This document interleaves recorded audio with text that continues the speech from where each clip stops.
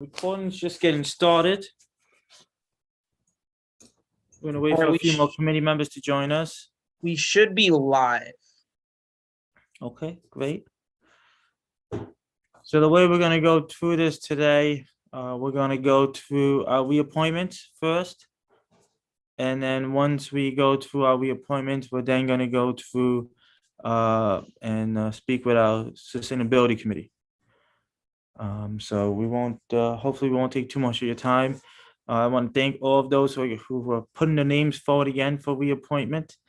We appreciate your service and your continuous service, and thank you for joining us. Mainly also for you to meet many of our new members on the council and on our committee. So we're going to give everybody another minute or two to join us, and then we'll get started.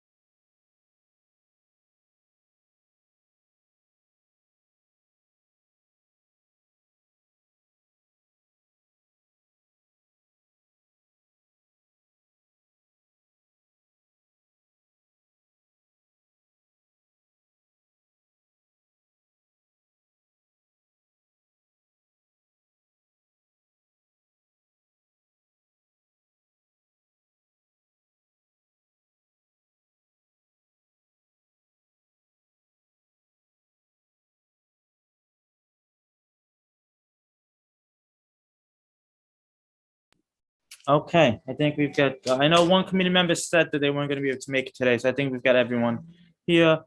Eden, if you don't mind just going through roll call for us real quick, please. Thank you. Yeah, sorry, I'm just pulling it up. Okay, so Tom Hoey is here, Sergio Adams, Edward Hyde Clark, and Alfredo Ballerin. And that is it for council members. Am I supposed to go through everyone as well, or just council members? If you don't mind, please, just so that Okay. everyone knows who's here. Yes, I'm also sorry if I butcher your name. So Serena White-Lake is here. Serena Joyce White-Lake, Jeffrey M. Quain, Adriana Le Blan Jeffrey, and Daniel Kirk Davidoff, and Jason West. That's the benefit of being chair. So the first few meetings, I had so much anxiety about mispronouncing people's names. I said, I'm just gonna let Aiden take care of that for us. So thank you again, everyone, for being here.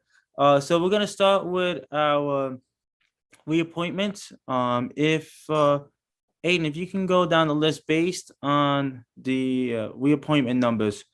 So we'll go in that direction based on how the numbers are on our agenda. And again, it's just a brief reintroduction for our new members. These members have already been serving on this capacity. So they've already gone through the screening from the previous council. Okay, so the first one is Serena Joyce White-Lake.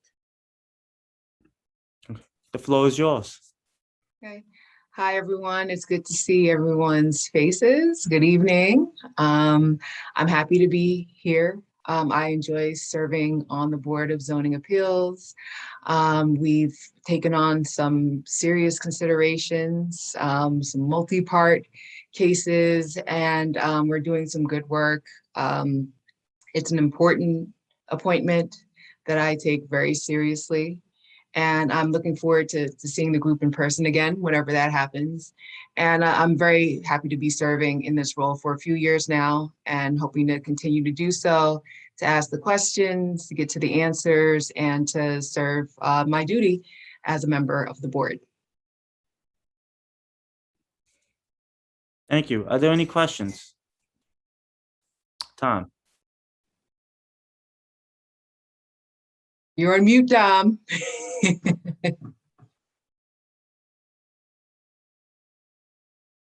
I think you're still muted. You're still muted, Tom. I'm sorry. I was saying I've been sick since Monday, and I'm glad that we're doing this virtually because I don't want to spread the germs. It's not COVID, but there are other diseases besides COVID out there, unfortunately. Serena, I respect you so much, and I want to take this moment to thank you for the one project that we worked on together, and that was Chase Manhattan Bank. And every time I drive by there, I'm like, wow, I'm glad we got this in. And as you know, it was a tough call because, they wanted more parking than what was zoned. And, the board really, in my mind, did a great job by approving that. And I'm sure as you drive by, you must look at it and say, what a great job they did. It's just, it's really, really nice. It's a nice building on Western Avenue. There's a lot of green space there. The parking, even though we put, I think, 23 spots, you get barely notice that it's 23 parking spots. But bringing businesses in, actually, my neighbor across the street works at the bank. So that's, it helped get jobs into the city. And I can't thank you enough. But there's always a but in life, isn't there? I just wanted to make you aware, and I don't know what'll happen, but Eagle Point School, and I know you're just right down the street from it, they got a real serious parking problem there. They have 60 employees and enough spots, I think, for 28.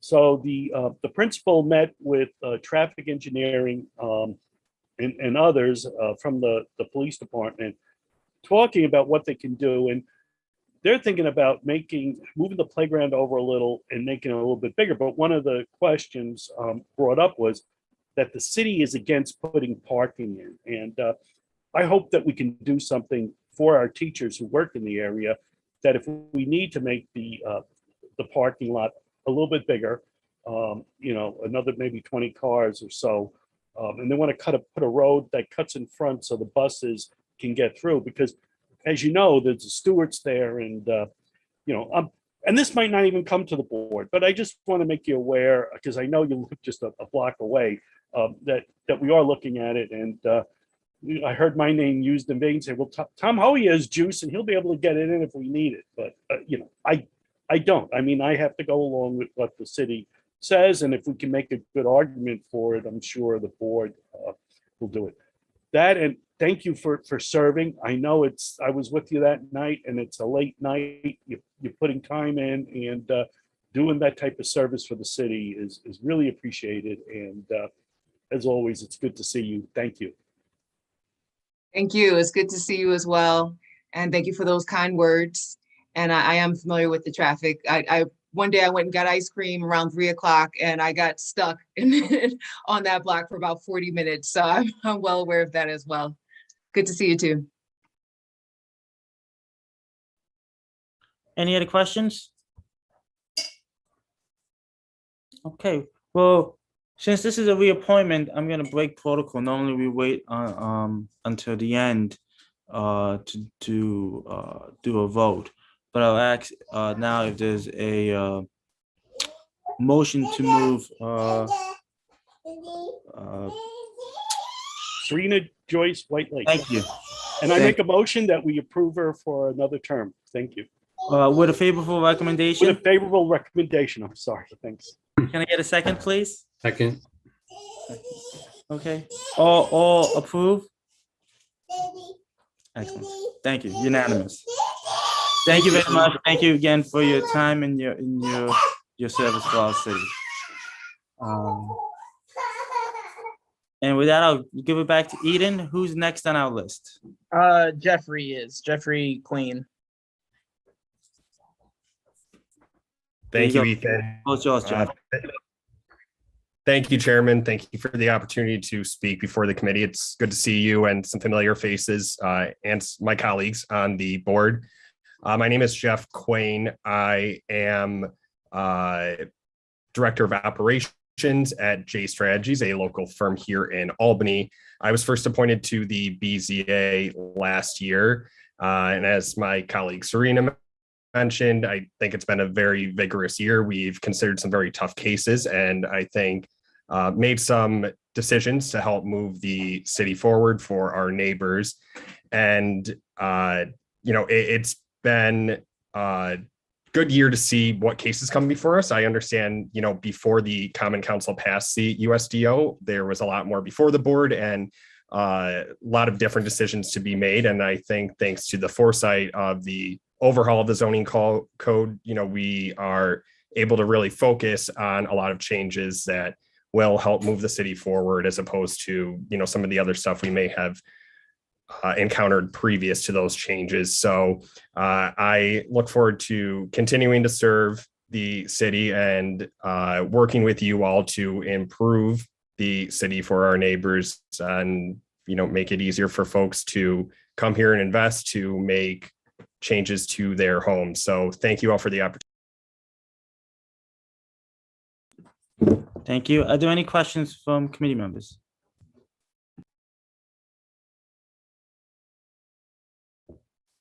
Okay, well, thank you again, Jeff, for your service. And again, I'm going to break protocol since it's a reappointment and ask for a motion for a positive recommendation for Jeff. I'm just going to leave it at that. You guys can put the last name in. I make a motion for a positive recommendation out of committee to reappoint Jeff Quain to the board. Second. All in favor? Any noes? So I see unanimous again. Thank you again, Jeff. And Adriana. Hi, thank you, everyone. As you can hear, I am also sick with whatever is going on. It's also not COVID. I have a 7-month-old at home, and those daycare colds just keep coming. But I've been on the board now for a little bit more than 3 years, and it's been a real pleasure to serve with my colleagues on the board. I used to work in Corporation Counsel's office for the city of Albany, and after I left, after a little gap, I got appointed to the board, and I'm really glad to have this opportunity to keep being involved and engaged and serve the city of Albany. I live with my husband and my 7-month-old in Hudson Park, and we love, even though I was born and raised in Paris, which I know it's crazy, I do love Albany, and I really appreciate the opportunity to keep serving the city and try and make it better. So I'm glad to be here tonight. Okay, any questions from committee members?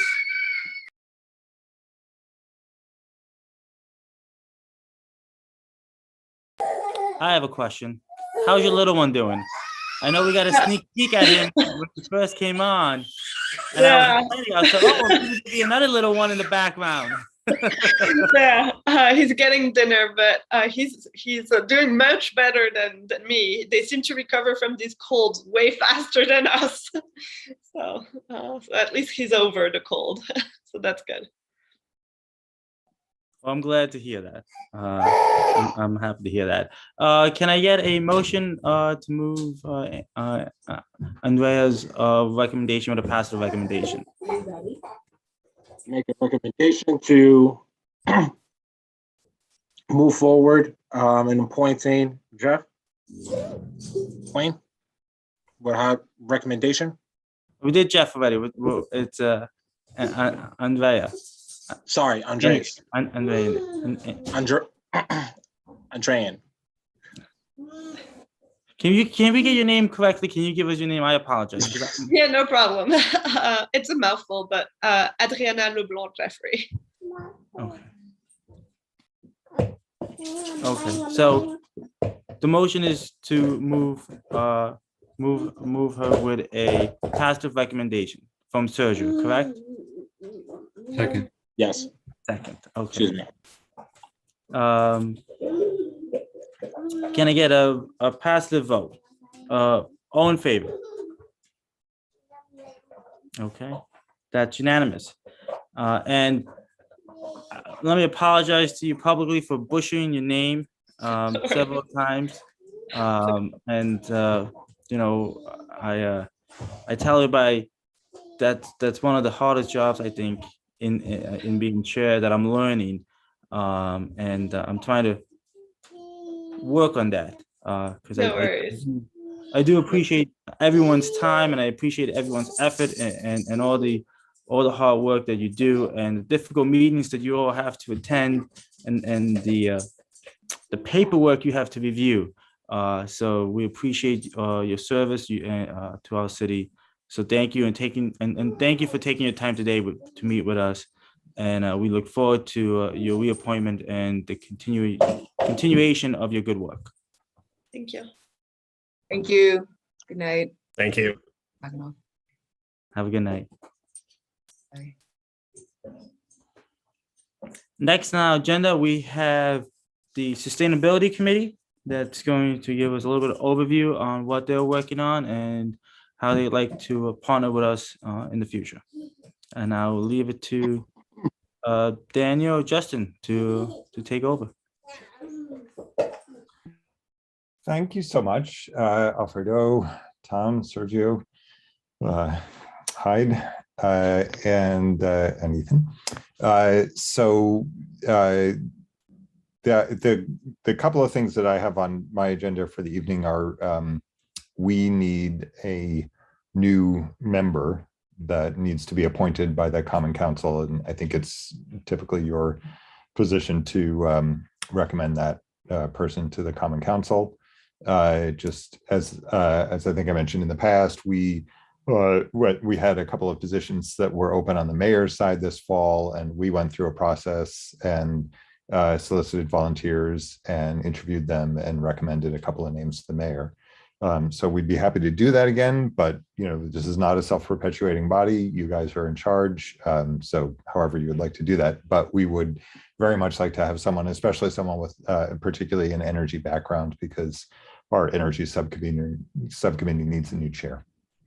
So that would be terrific. And then the other ask we have from you is that the community choice aggregation panel has a member appointed by the Common Council. Jason, am I getting this right? Do we not currently have a member at all, or we have one member and we're supposed to have two? I'd have to look now. But at any rate, I know from Tina that we need another member. We need a member of the Common Council to join the team that has been representing the city in the larger Capital District community choice aggregation meetings, which are proceeding with Troy and Schenectady and Bethlehem, and I think a couple of other of the towns. Dan, sorry to interrupt. I do recall now that there are two city council members who have a seat on the CCA Oversight Board. Chairman Ballerin is one, and it was Kathy Fahey, who is no longer on the council. Yeah. Okay. So I'm sure you knew that.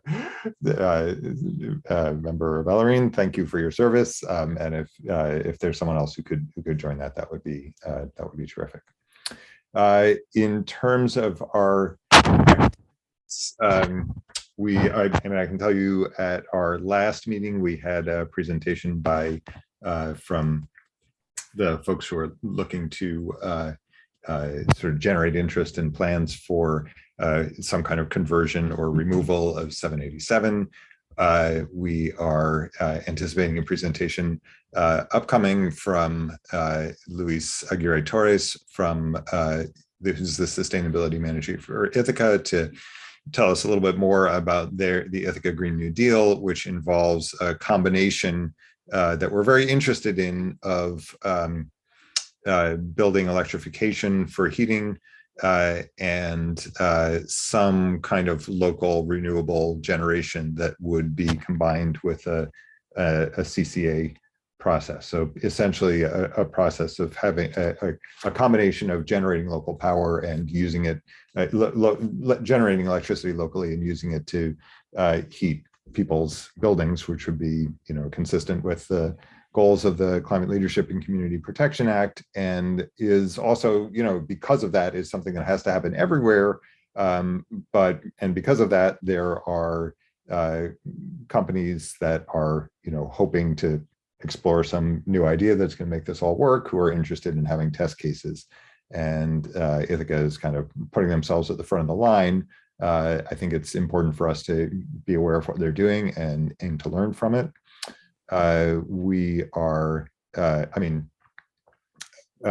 think we ran through a fuller list of everything we've been up to the last time.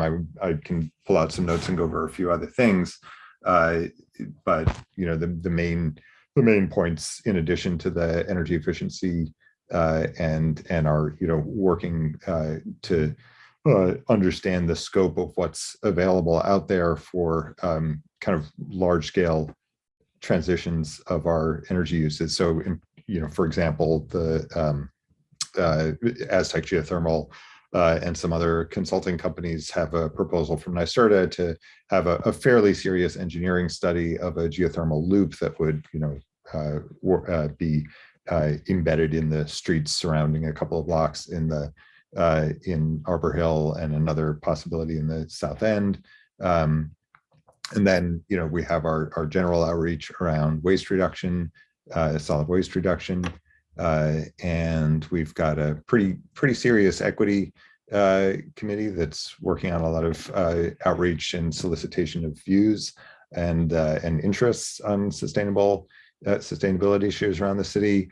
And we've got a good internship collaboration with University of Albany, several of whom some of whom are working on solid waste issues, some of whom are working on outreach, and some of whom are working on getting a better sense of building weatherization needs in the community. So we've got a guy, Arturo, who's a master's student from UAlbany, who was just out with the city's Love Your Block fellow, walking around West Hill. I went with her a couple of weeks ago, trying to figure out some strategies for getting a better sense of needs. And we're very interested in getting input from Rick LaJoy on a couple of these issues. The needs assessment is kind of parallel to code enforcement, in the sense of like having working with people who have a good sense of how one goes about discovering what the conditions are around the city.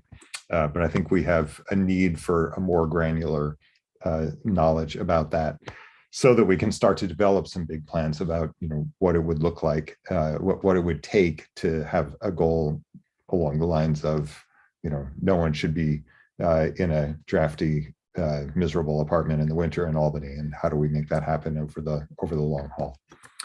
So sorry, that's a little bit off of my head. My agenda coming in here was just to remind you that we need a new member, and we need another representative on the CCA.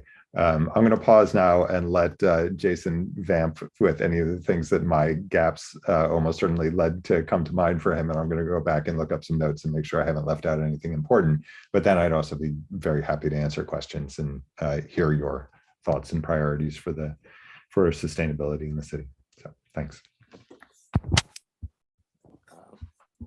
Sure. I don't have much of a message beyond what Dan had said. And while Dan gave you some of the details, I think I can give you the elevator speech version, which is that if we are going to weather climate change in any serious way over the coming decades, we need to electrify everything we can.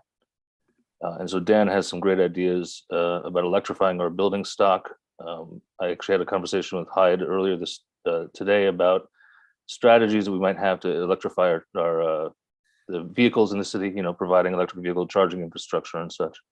But if we electrify everything, and then, the state is working on their end to make sure that the grid that we draw from is clean and renewable, that's the path forward. That's the path forward for Albany, for the country. So I think any way that my office, that the Sustainability Advisory Committee can work with the council and this committee to advance those goals. We're always open for ideas and conversations. So thank you.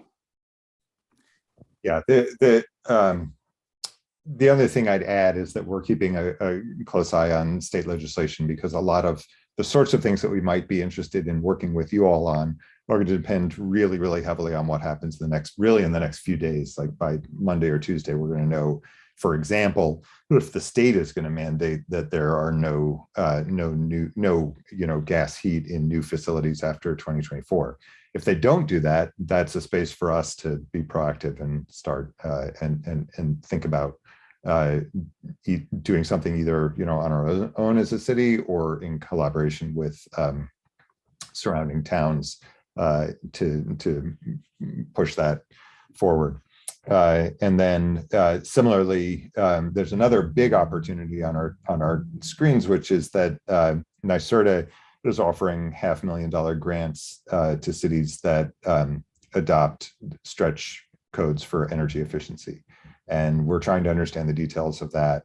And we're trying to understand, exactly what the implications would be for the city and what the proposal process for that would be like. The proposals are due on the April 21st, so it would be a little bit short term, but obviously that's some kind of, we're looking out for any opportunity we can find that where the state can help the city to be prepared both for what's coming down the pike in terms of climate and what's coming down the pike in terms of climate action, and anything we can do to get state assistance to educate our own staff about how to judge the quality of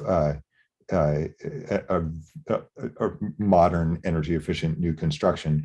It seems really important. There's some important issues in there. For example, when you're building a really tight building, you have to be careful that air exchange has been worked out right, and inspectors need to just know how to inspect that stuff and make sure that you're not going to get people in a situation that's either where the efficiency upgrades don't work, or the efficiency works really well, but the air exchange hasn't been managed, and then you get stale air, which is also not good, and potential for mold and all that sort of stuff.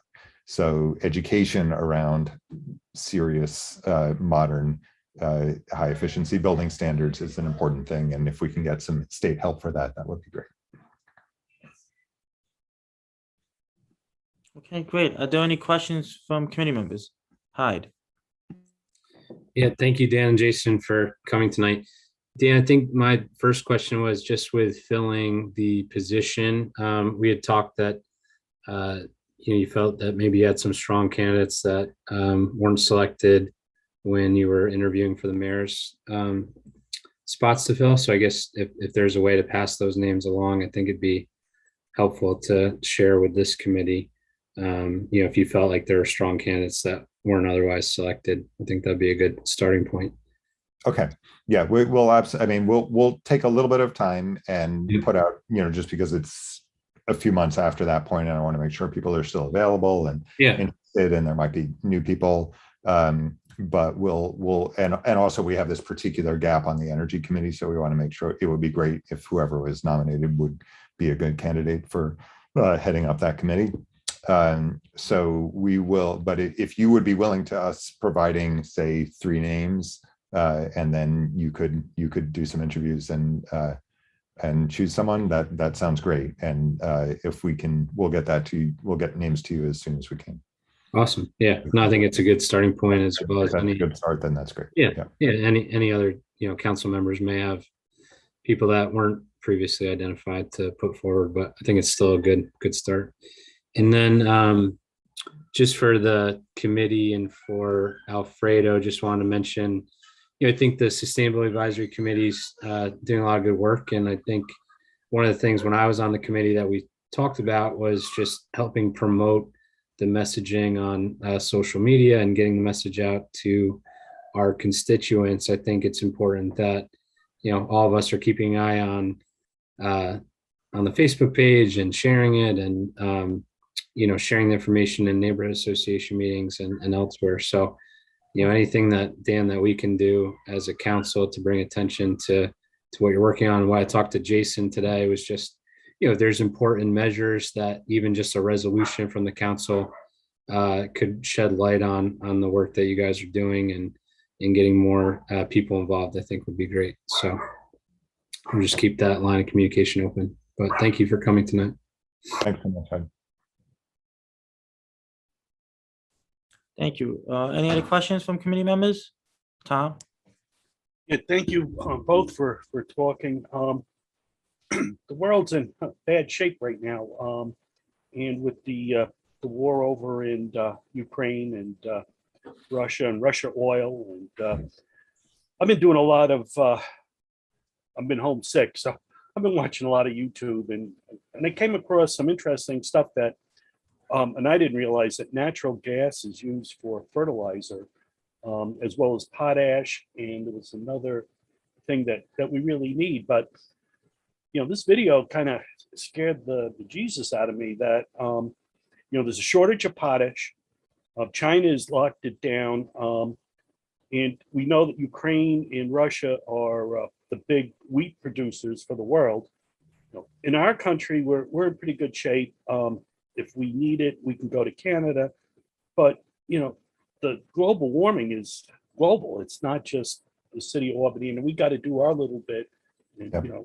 But I'm just, when you look at the whole world, it's like, what are we going to do? And I guess we could do our little bit, but I just wanted to throw that out to you.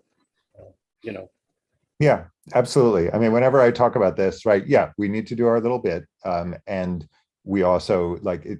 But essentially, a lot of the challenges that we're facing are not just like us going out of our way to be like exemplary. It's that we're going to live in a policy landscape that isn't controlled by us. The state has its policy goals. The country is going to have their policy goals, and there are going to be funding opportunities that go along with them. So the goal is to ride this wave in a smoother transition to the future as we can manage for our city.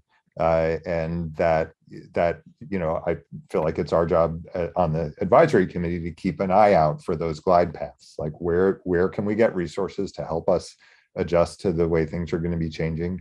And and as far as that Scott Kellogg has been really, really passionate about growing food in the city and working hard on that. And we're collecting compost, and that's one of the ways that we're going to, in the big picture, that we're going to avoid, we're going to reduce our need for both fossil potash and fossil gas to make fertilizers, is by recycling the fertilizers that we use with food scraps. And and hopefully in the future we're going to be smarter about the way we manage our own human solid waste, which is a big source of nitrogen that we basically throw out in order to avoid over nitrogen pollution of rivers and bays. But there are ways, obviously. Night soil has been I don't want to get I don't want to be too crazy here, but I mean, that is a product of a good sewage system, is stuff that you can use for fertilizer, if not on vegetables, then at least on forests and so on. So these are all absolutely part of the big pictures, the big sustainability picture. We've got billions of people to feed. We want to do it without fouling our own nest. There's a lot of aspects to that, and it's our job, all of us, but in particular, it's our volunteer commitment on the Sustainability Advisory Committee to keep an eye out for ways to keep our city on a smooth path for that stuff. So thank you for reminding us of the food issues. Yeah, and I know we're able to do this in space. In our space station, we're able to recycle everything. And so we can do it in space, we should be able to do it on this planet. Well, it's something more closer to home that it's an issue dear to me. I'm up in the 15th ward, the last ward in the city. And I know there's parts of the 14th ward and I believe the 12th ward where Hyde's from. We don't have sidewalks in a lot of the main arteries. I know Russell Road and Berkshire Boulevard are the two that I'm focused on, and and share with the 14th ward. Is there anything that we could do that you could help us with to stress that it's so important that we get walkable Albany? Is not just for downtown, it's for the whole city, that we are 15 wards, and that the equity there is that certain people can walk and some can't. And I just don't know if is that something you could help us out with? Thanks for the question. We've been paying attention. We had a presentation on the pedestrian and bicycle master plan, which has a lot in it, right? It's a huge plan. But that really that's up to the Common Council to fund. We have a lot of stuff that would be great to do, and figuring out the prioritization of that, and how much to invest in it. Yeah, I agree. Like, we should have a walkable city everywhere. We should have it should be as easy to get around as possible.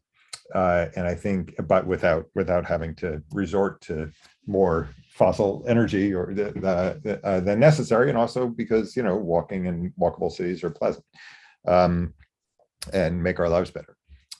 So thanks for the comment. I mean, I'm sure you've looked at it. Is there? I don't know in my head whether, like, Russell Road has a sidewalk on it in the pedestrian master plan. And no, if it doesn't, and the master plan didn't have it either. Unfortunately, they kind of left us out. Now, Brad Glass did come up and walk around with us, but unfortunately, I think Zach, who's really running that the bicycle master plan and walkability, is no longer with the planning. So it's going to be kind of a vacuum.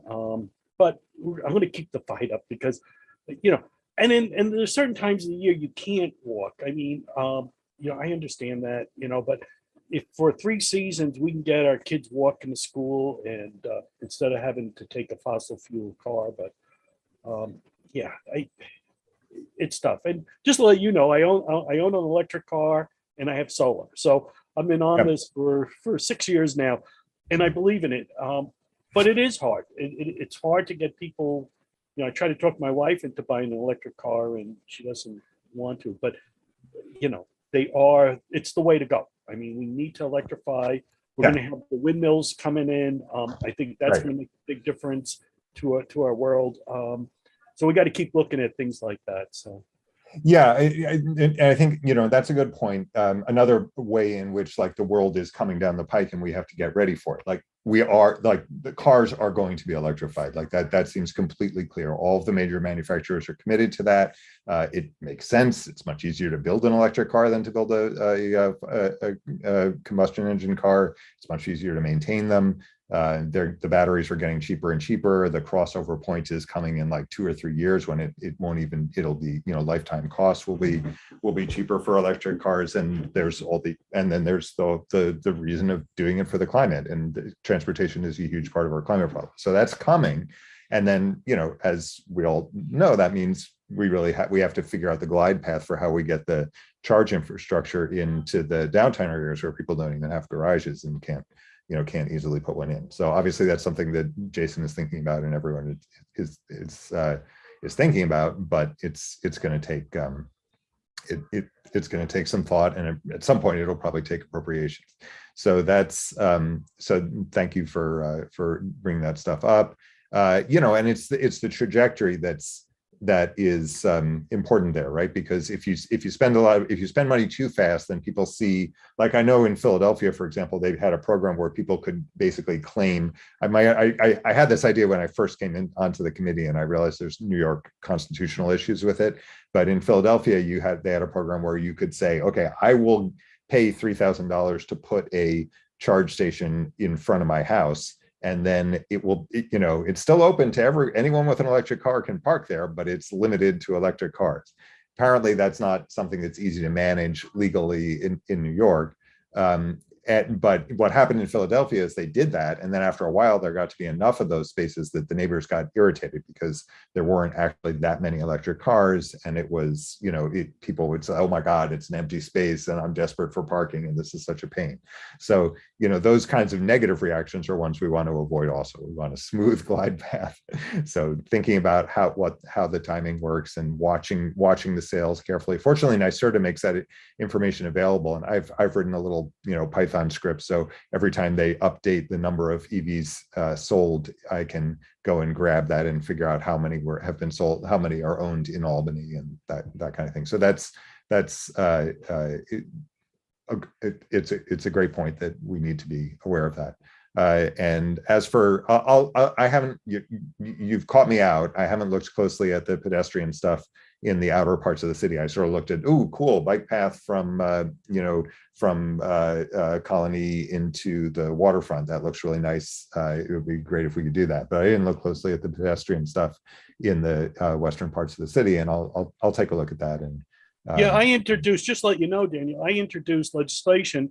I'd like us to explore using the thruway because, you know, the thruway goes from Buffalo to, you know, Albany and then down south and up north, to have a pathway on there for bikes and walking. Yeah. For me, it'd be great. I'd be able to jump on that and go right downtown, straight run. Right.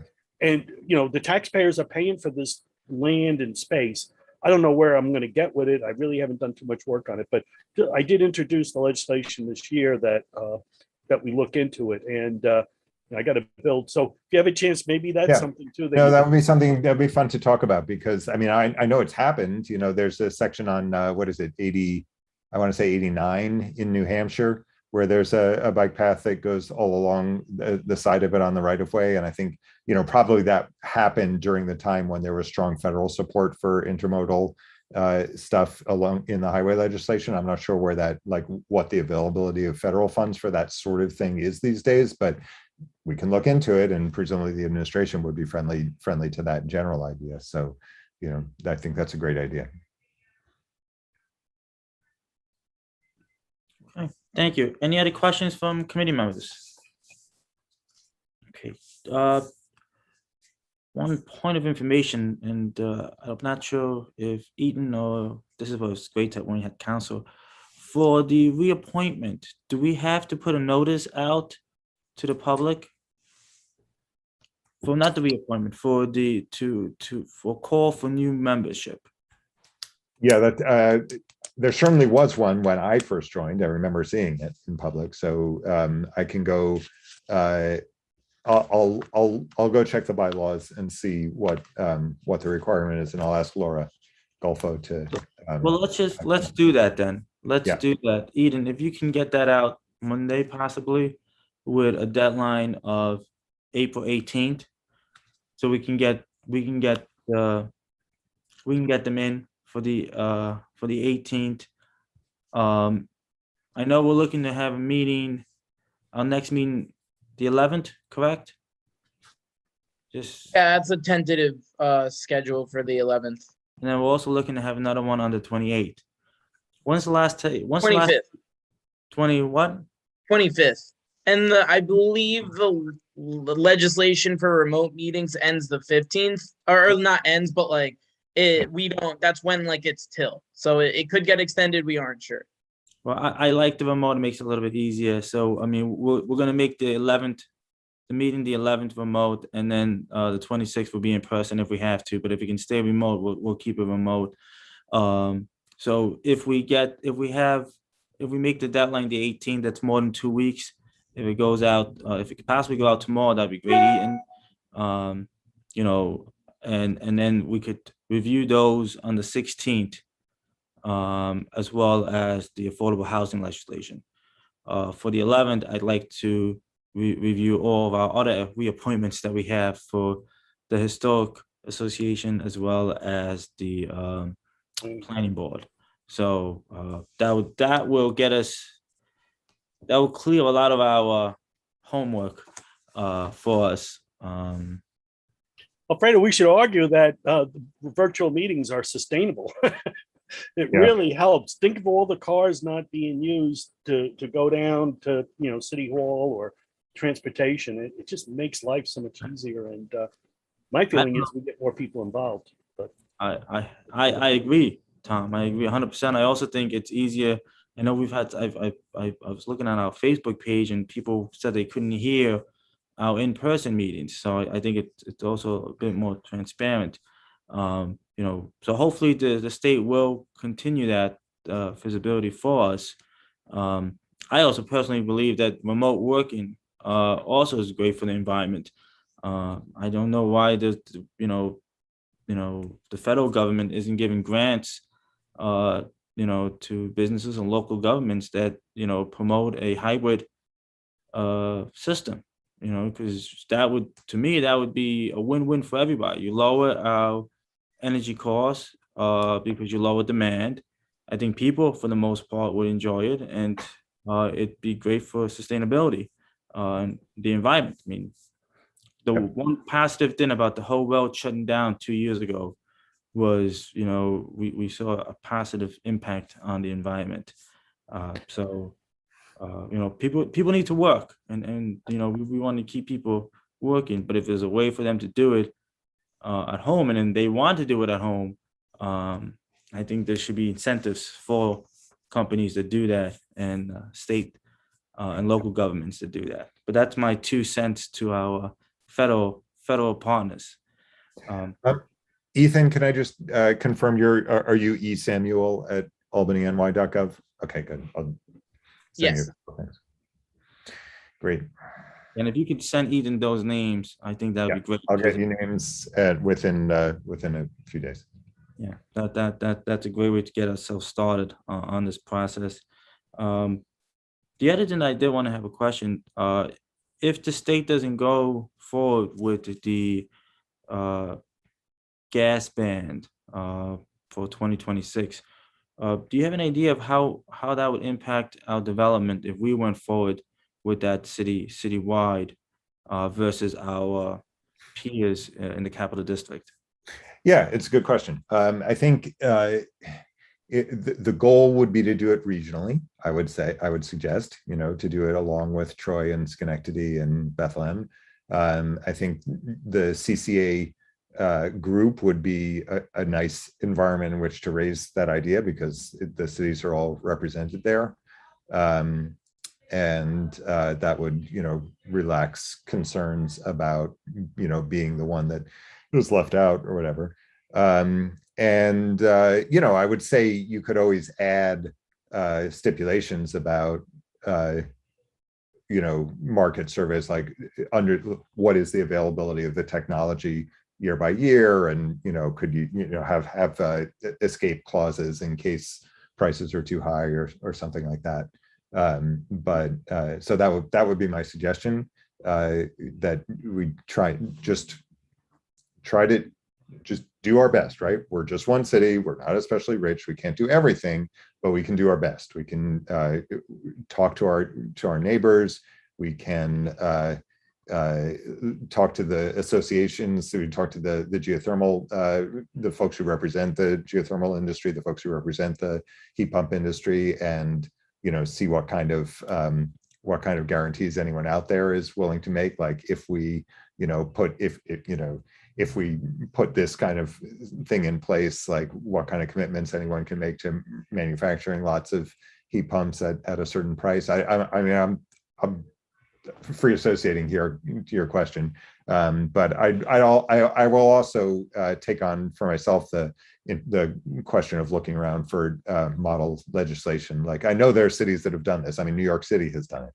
So the market is going to be there for large numbers of heat pumps, and I don't think we'd be doing anything crazy by doing this, because there are so many other localities that have done it. But that may also mean, it's an interesting question. This question of how the market works has been a huge, difficult question in renewables all along, right? I mean, the typical thing in microeconomics is you make more demand for something and the price goes up. But when it's a new thing, you make more demand for something, then maybe initially the price goes up, but then people make a lot of it and then they learn how to do it better, and then the price goes down. So that's what's happened with solar panels, by a factor of like 100, or at least 20 or so over the last 15 years, which is just this amazing, wonderful thing that we've all benefited from, that now solar power and wind power are really cheap. Well, heat pumps are getting cheaper too, batteries are getting cheaper, but how fast that will happen and how it will react in detail to things like New York City saying the only kind of heat that's going to happen in New York is heat pumps, it's a bit of a mystery exactly how that's all going to work out. So maybe we want to build some escape clauses into it, that kind of thing, if we're acting on our own. But I will take it on, and maybe all of us who are interested can take on looking around for model legislation that and what kind of provisions people have made for, well, what happens if they're impossible to get heat pumps at a reasonable price? Because right now it is kind of tough. I mean, with global supply chains and all, even if you order in bulk, I am told by the folks we know who are installing them, you're not getting big discounts right now, just because it's been so hard to just get any kind of materials for anything. But that won't be forever. Industry is going to come back. It's just, we have to figure out the timing. There, if you don't mind, there is the basic concern that I've heard about electrification of buildings is that historically natural gas is cheaper than even a heat pump, electric heat pump. So it's an equity issue. It's a poverty issue. And that's the big, so while this is obviously the direction we're going in, it seems inevitable that electrification is happening, whether it happens in 5 years or 50 years. That's the path we're on right now. How we do it and to make sure we do it in a fair way is the biggest question, I think. Not whether we should necessarily, but how do we make sure that we're not having our low and moderate income families paying more for heat is the bottom line. So it's a tough question and there's no easy answer. I mean, there's a lot of subsidies available for the NYSERDA, but it's hard to figure out like what's the bulk volume of that. Like if everyone in Albany were replacing all their furnaces with heat pumps, would the money run out for low income support? I don't know the answer to that off the top of my head. Yeah, I like the idea that for future developments, like when we're doing large, maybe 20 units and larger, that would be a requirement that because they're going to come in with millions of dollars to do it.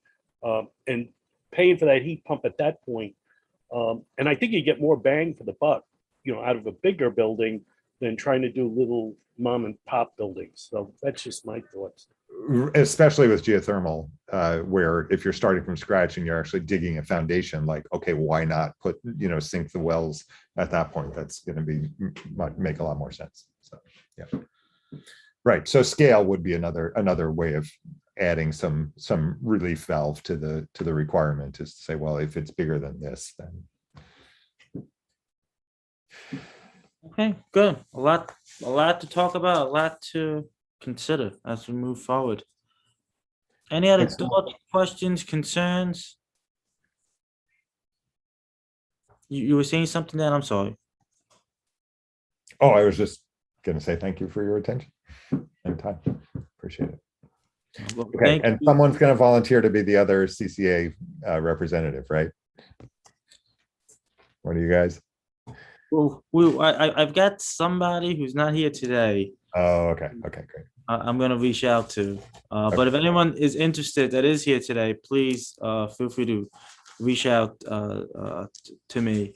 It's been it's a good committee to serve on. This is something that's going to be affecting all of our city if we move in that direction, how we move. So it's good to have a diverse viewpoints on it. So, it's something I will continue to encourage others to join. Thank you for being here. I'm glad we've got this April 18 deadline. So we'll try to get you that additional committee person locked in sometime, the next few weeks.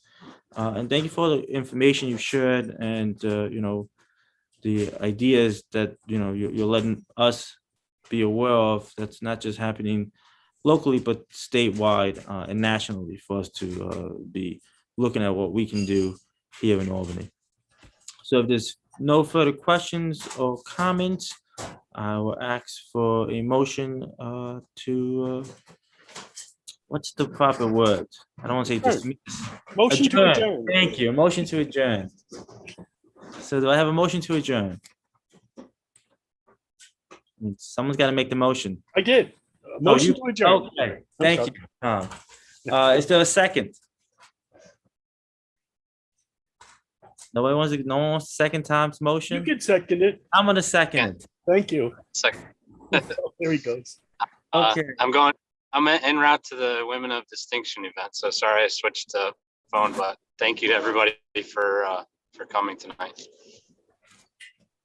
Thank you all. And we're doing it again on April 11th. And if anyone has anything else, have a good night, everybody. Good night. Good night. Thank you. Good night.